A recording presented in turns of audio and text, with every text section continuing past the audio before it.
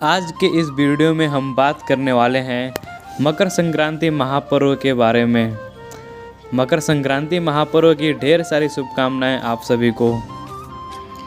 मकर संक्रांति भारत का प्रमुख पर्व है। मकर संक्रांति पूरे भारत और नेपाल में किसी न किसी रूप में मनाया जाता है। मकर संक्रांति का पर्व सूर्य के उत्तरायण होने पर मनाया जाता है। यह अन्य त्योहारों की तरह अलग अलग तारीख पर नहीं बल्कि प्रत्येक साल 14 जनवरी को ही मनाया जाता है। इस दिन सूर्य धनु राशि को छोड़कर मकर राशि में प्रवेश करता है और सूर्य के उत्तरायण की गति प्रारंभ होती है। उत्तरायण अर्थात सूर्य का मकर रेखा से उत्तर की तरफ जाना। भारतीय ज्योतिष में टोटल 12 राशियां हैं, जिनमें से एक है मकर राशि। जब सूर्य मकर राशि में प्रवेश करता है तब मकर संक्रांति होती है। इस दिन को हिंदू भाई लोग बड़ा दिन भी कहते हैं। और सबसे खास बात यह कि मकर संक्रांति एक और चीज़ को भी दर्शाती है, और वह है सर्दी ऋतु के जाने की और बसंत ऋतु के आने की। इस पर्व को इतना पवित्र माना जाता है कि लोग इस दिन को खुद के लिए संकल्प भी लेते हैं। भारत के अलग अलग जगहों पर इस त्यौहार को अलग अलग तरीके से मनाया जाता है।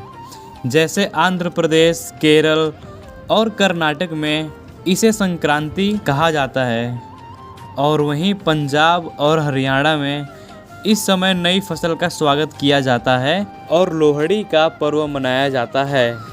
अलग अलग मान्यताओं के अनुसार इस पर्व के पकवान भी अलग अलग बनते हैं। हाँ, लेकिन दाल और चावल की खिचड़ी इस त्यौहार का प्रमुख पहचान है।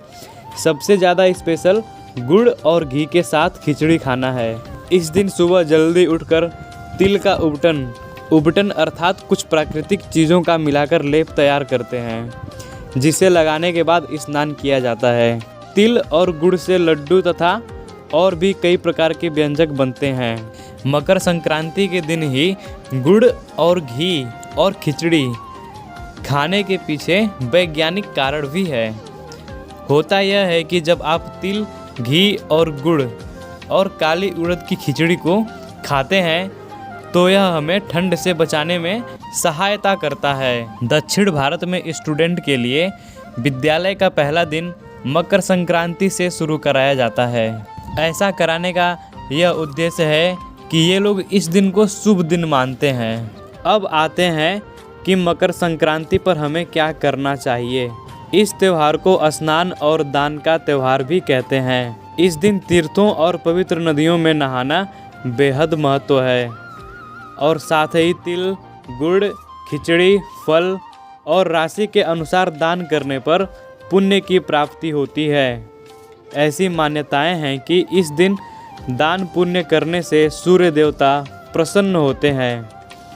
इस अवसर पर दिया गया दान 100 गुना बढ़कर पुनः प्राप्त होता है।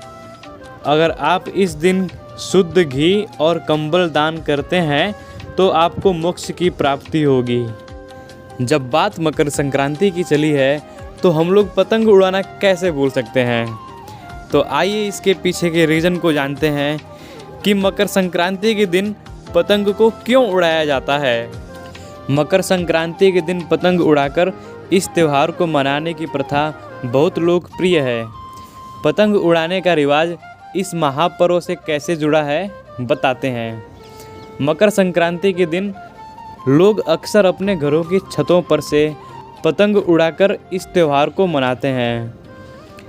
इस दिन हमारे शरीर पर पड़ने वाली धूप हमारे शरीर के लिए बहुत ही लाभदायक होती है, और ऐसा कहा भी जाता है कि सर्दियों में मकर संक्रांति के दिन सूर्य उदय के समय होने वाली सर्दी, खांसी, जुखाम और अन्य संक्रमण से हमारा शरीर प्रभावित होता है।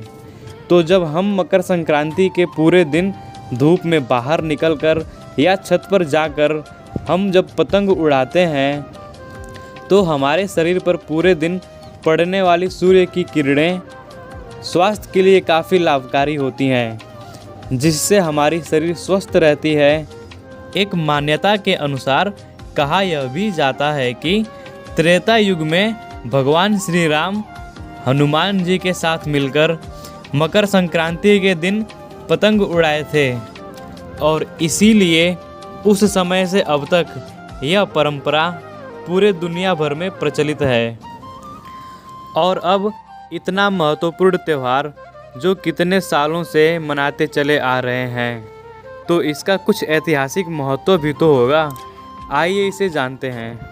इस दिन को ऐसा माना जाता है कि सूर्य भगवान अपने बेटे शनि से मिलने के लिए खुद उसके घर जाते हैं। क्योंकि शनि देव मकर राशि के मालिक हैं, इसलिए इस दिन को ही मकर संक्रांति के नाम से जाना जाता है।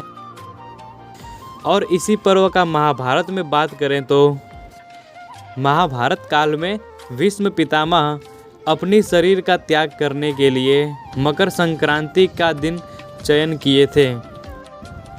मकर संक्रांति के दिन ही गंगा जी भागीरथी के पीछे पीछे चलकर कपिल मुनि के आश्रम से होती हुई सागर में जाकर मिली थीं। तो इस त्यौहार से जो हमें सीखने को मिला वो है अपने गांव और अपने देश से जुड़े रहना। जी हाँ गाइस, और अपनी परंपरा को बरकरार बनाए रखना।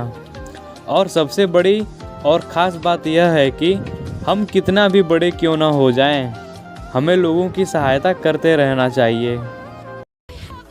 अगर आपको इस वीडियो से कुछ सीखने को मिला तो लाइक और शेयर करें, और ऐसे ही हेल्पफुल व नॉलेजेबल वीडियो के लिए इस चैनल को सब्सक्राइब करें।